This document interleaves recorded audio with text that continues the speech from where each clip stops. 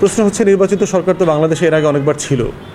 নির্বাচিত সরকার সময় কি আমাদের বিনিয়োগে একেবারে ভরে গেছে, একেবারে নদী নালায় সব শুধু বিনিয়োগে বিনিয়োগে মানে সুজলা সফলা শস্য শ্যামলা হয়ে গেছে? না, হয়নি তো। দ্বিতীয়ত হচ্ছে, আওয়ামী লীগের সময় নির্বাচিত অনির্বাচিত দুইটা সময় ছিল, কই বিনিয়োগ তো আসে নাই। এখন প্রশ্ন হচ্ছে যে বিনিয়োগ আবার একদলীয় সরকারের যেসব দেশে আছে এইসব দেশেও কিন্তু বিনিয়োগ হয়। চায়নাতে মানুষ বিনিয়োগ করছে না?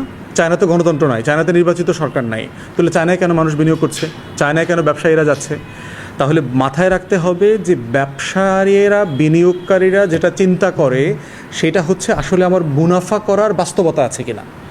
তার কাছে এটা ইম্পর্টেন্ট না যে বাংলাদেশে কী ধরনের সরকার আছে, সে নির্বাচিত কিনা, সে গণ অভ্যুত্থানের পক্ষে কিনা, সে গণ অভ্যুত্থানের বিপক্ষে কিনা, সে নতুন করে বাংলাদেশকে একটা ভিশনের জায়গাতে নিচ্ছে কিনা, বাংলাদেশকে সে কোথায় দেখতে চায় আগামী 20-30 বছর, এগুলো তার কাছে গুরুত্বপূর্ণ না। তার কাছে গুরুত্বপূর্ণ বিষয় হচ্ছে আমি এখানে বিনিয়োগ করব, বিনিয়োগের নিরাপত্তা আছে কিনা, আমি এখানে বিনিয়োগ করব, বিনিয়োগ করার পরে এটা বিক্রি করতে পারবো কিনা, এই মালটা আমি বেচতে পারবো কিনা লোকাল মার্কেটে, স্থানীয় বাজারে, এবং এখান থেকে আমি রপ্তানি করতে পারবো কিনা।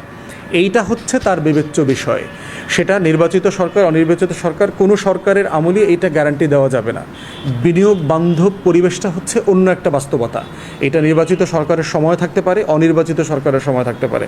ইটালিতে যান, ইটালিতে দেখবেন যে প্রতি 2 বছর 2.5 বছর পর পর সরকার ভেঙে যায়, লম্বা সময় সরকার না। ইউরোপের বহু দেশে, লুক্সেমবার্গে, বেলজিয়ামে আপনি গেলে দেখবেন যে লম্বা সময় ধরে সেখানে তত্ত্বাবধায়ক সরকার চলছে, কেউ না কেউ দায়িত্ব নিয়ে দেশটাকে চালাচ্ছে, কিন্তু নির্বাচিত সরকার নাই, কিন্তু দেশে সব কিছু ঠিকমতো চলছে।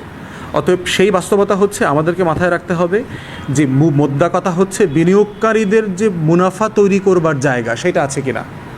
বাংলাদেশে দেখেন, স্কয়ার এক্সাম্পল দেই, সে প্রতি বছর কয়েকশো কোটি টাকা, কয়েক হাজার কোটি টাকা তার এক্সট্রা প্রফিট হয়। এই টাকাটা সে বাংলাদেশে পর্যন্ত বিনিয়োগ করার তার কোনো জায়গা নাই। সে এখন কেনিয়াতে ফার্মাসিউটিক্যাল কোম্পানি করেছে, বাংলাদেশ ব্যাংকের অনুমতি নিয়ে করেছে, প্রপার প্রসেস ফলো করে ন্যায্যভাবেই সেটা করেছে। তাহলে সে কেন করছে? কেন সে 500 কোটি টাকা, 800 কোটি টাকা, 1000 কোটি টাকা বাংলাদেশের মার্কেটে বিনিয়োগ করতে পারছে না? কারণ বিনিয়োগ করবার কোনো জায়গা নাই, বিনিয়োগ করবার মতো নিরাপত্তা নাই। বিনিয়োগ করলে পরে তার যে পুঁজি এবং মুনাফা ফিরে আসবে তার কোনো নিশ্চয়তা নাই। অতএব সেই বাস্তবতাটা আমাদেরকে মাথায় রাখতে হবে যে আসলে সেইটা আমরা তৈরি করতে পারছি কিনা। তা না হলে যেটা হবে, বিদেশি বিনিয়োগকারী তো দূরের কথা, আপনি দেশি বিনিয়োগকারীদের কি পাবেন না কয়দিন পরে।